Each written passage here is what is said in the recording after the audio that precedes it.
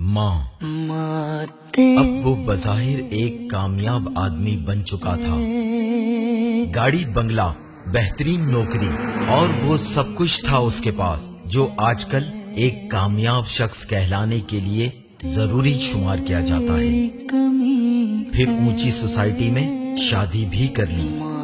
کچھ عرصہ گزرا تو اس کی بیوی کہنے لگی کہ میں تمہاری ماں کے ساتھ نہیں رہ سکتی کیونکہ وہ ایک ان پڑھ عورت ہے، مجھے کسی کو بتاتے ہوئے شرم آتی ہے کہ یہ میری ساس ہے، اور فی الحال میں اپنی امی کے گھر جا رہی ہوں۔ روز روز کی ضد اور لڑائی سے تنگ آ کر آخر ایک دن رات گھر آیا تو اپنے کمرے میں جانے کے بجائے سیدھا ماں کے کمرے میں چلا گیا۔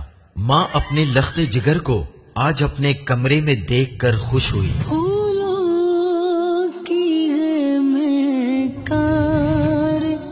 ماں نے اپنے کمرے میں آنے کی وجہ پوچھی تو کہنے لگا کہ ماں میں آپ کے تمام احسانات کا بدلہ 4 گنا کر کے آپ کو واپس کروں گا، اور اب سے اتنے بڑے گھر میں آپ اکیلی رہیں۔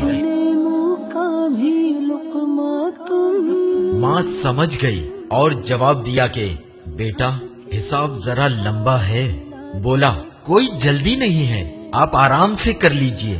آدھی رات کو ماں نے ایک جگ پانی لیا اور بیٹے کے بستر کے ایک طرف ڈال دیا۔